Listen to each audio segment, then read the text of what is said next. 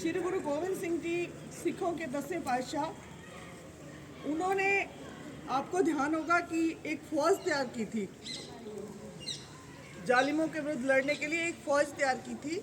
तो उस फौज में भर्ती होने के लिए उनके पास लोग बहुत आते थे कि सेवा का कर रहे हैं, हम भी इसमें भाग लेंगे।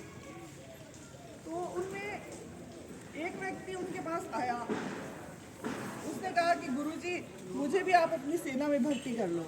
तो गुरुजी ने कहा कि बेटा क्या आपको तलवार चलानी आती है? कहता नहीं। भाला आता है? कि नहीं। आप पढ़े लिखे हो? कि नहीं। तो कहते भी आप यहाँ रह के काम क्या करोगे? तब वो व्यक्ति कहता है कि गुरुजी मुझे और काम तो नहीं आता, लेकिन आपके जो घोड़े हैं उनका अस्तबल है, उसके अंदर जाके मैं आपके घोड़ों की सार संभाल जरूर कर सकता हूँ। तो गुरुजी ने कहा चलो ठीक है, अपने इसको काम पे रख लेते हैं। अब वो व्यक्ति रोज सुबह शाम जो गुरुजी ने गुरु का जो अपना नाम दिया हुआ था उसका जाप करता और साथ में अपने गुरुजी के घोड़े थे उनकी सार संभाल करता।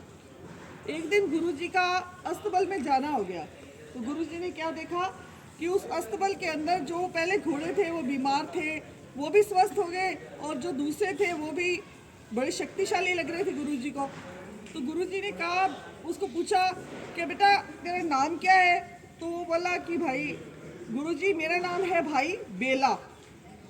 तो गुरुजी बड़े प्रसन्न हुए, तो कहते बता भी तू क्या चाहते हैं हमारे से? तो वो कहता गुरुजी आप अपने जो शिष्य हैं उनको आप पढ़ाते हो, मैं पढ़ा लिखा नहीं हूँ, तो आप मुझे रोज शिक्षा दिया करो, मुझे पढ़ाया करो। गुरुजी ने कहा चलो ठीक है। हम सुबह रोज सत्संग करते थे वो जो, तो कहते उसके बाद में आप हमारे पास रोज सुबह आया करो और उसके बाद में हम आपको रोज एक शिक्षा, एक पाठ पढ़ाया करेंगे। तो अब भाई बेला जी रोज गुरु गोविंद सिंह जी के पास जाने लगे और गुरु गोविंद सिंह जी उनको रोज एक पाठ पढ़ाते थे और भाई बेला सारा दिन उस पाठ को रटते और रटकर वो शाम को फिर वापस जाते और उनको सुना के आते। कई दिन ऐसे बीतते गए। एक दिन क्या हुआ, गुरु गोविंद सिंह जी कहीं बाहर जा रहे थे, शहर से बाहर या कहीं भी, तो वो जैसे ही अपने घोड़े पर सवार हुए, चढ़ने लगे, तो भाई बेला जी ने उन्हें रोका और उनको कहने लगे, कहते गुरुजी आप जा रहे हो, मुझे मेरी शिक्षा तो दे के जाओ आज की। तो गुरुजी बोले, हंसने लगे, वो कहते वाह भाई बेला, ना वक्त जाने ना कवेला। मतलब वाह भाई बेला, तेरे को तो टाइम का ही पता नहीं चल रहा कि हम तो जा रहे हैं और जाते हुए तुम हमारे से कह रहे हैं भी शिक्षा मुझे दे के जाओ। तो कितना भोला इंसान है वो। तो गुरुजी ने हंस के कह दिया और गुरुजी वहाँ से चले गए। गुरुजी 3-4 दिन तक कहीं बाहर रहे और भाई बेला जी हर टाइम, हर क्षण वो पाठ रटते रहे। गुरुजी चले गए, भाई बेला जी रोज ही बोलते वाह भाई बेला, ना वक्त जाने ना कवेला। और 4-5 दिन के बाद जब गुरुजी आश्रम में वापस लौटे, तो उनके जो बाकी के शिष्य थे उन्होंने कहा भाई आज तो ना शाम को जब गुरुजी पढ़ाएंगे ना, कहते सुबह बहुत ही मज़ा आने वाला है। कि कैसे?